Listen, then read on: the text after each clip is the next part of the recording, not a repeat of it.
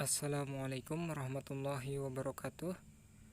Hari ini kita akan melanjutkan mata pelajaran sejarah kebudayaan Islam. Adapun materi kita hari ini adalah ilmu pengetahuan pada masa dinasti Abbasiyah. Pada materi sebelumnya, kita sudah mempelajari tentang tokoh-tokoh keilmuan Muslim di bidang umum.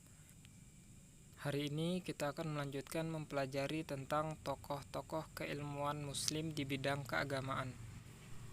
Tokoh yang akan kita pelajari adalah ulama mazhab. Yang pertama ada Imam Hanafi, Imam Maliki, Imam Syafi'i, dan Imam Hanbali.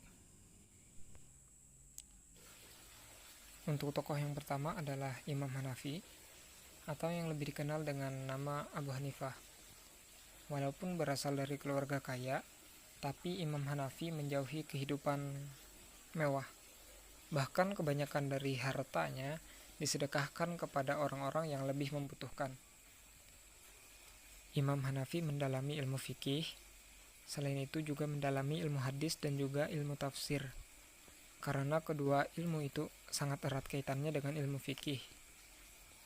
Dalam menetapkan sebuah hukum, Imam Hanafi menggunakan beberapa dasar seperti Al-Quran, Sunnah Rasulullah, fatwa dari sahabat, qiyas, istihsan, ijma' dan urf.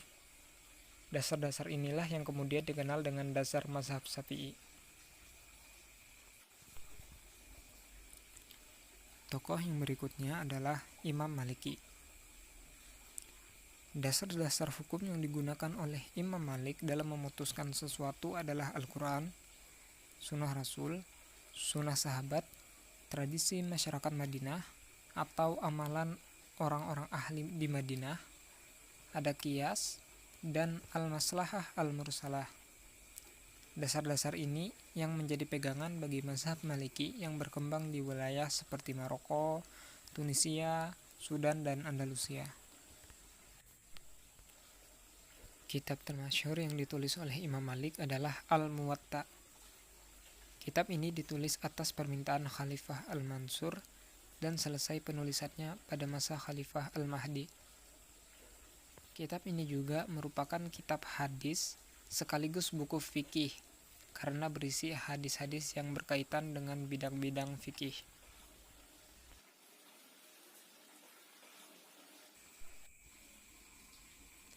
Tokoh yang ketiga adalah Imam Syafi'i. Mazhab fikihnya yang terkenal dengan nama Mazhab Syafi'i. Pada usia 9 tahun, Imam Syafi'i sudah mampu menghafal Al-Quran. Kemudian, ia mendalami bahasa dan sastra Arab ke sebuah desa Baduy, yaitu Bani Huzail. Dalam menetapkan hukum, Imam Syafi'i menggunakan 5 dasar, yaitu Al-Quran, Sunnah, Ijma', Qiyas, dan Istidlal, yaitu berupa penalaran. Kelima dasar inilah yang kemudian dikenal sebagai dasar-dasar dari mazhab Syafi'i. Adapun di Indonesia sendiri, kebanyakan penduduknya menggunakan mazhab Syafi'i sebagai pedoman untuk menjalankan ibadah dalam kehidupan sehari-hari. Tokoh yang terakhir pada materi kita hari ini adalah Imam Hanbali. Ia adalah seorang ulama mujtahid dalam bidang fikih. Di bidang fikih, Imam Hanbali menyimpulkan suatu hukum dengan nas Al-Quran atau hadis sahih, fatwa para sahabat, hadis mursal atau hadis bersambung, dan juga qiyas. Adapun untuk qiyas ini digunakan oleh Imam Hanbali hanya dalam keadaan terpaksa, yaitu apabila keseluruhan unsur yang terdapat dalam tingkatan di atasnya sudah tidak ada lagi.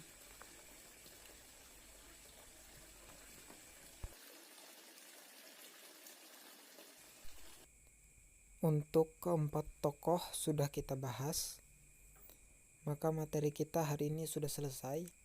Berikutnya silahkan kalian jawab soal seperti yang akan dibacakan berikut ini. Soal nomor 1. Carilah satu prestasi atau pencapaian yang paling berpengaruh dari Imam Hanafi, dan buatlah biografi atau perjalanan hidupnya.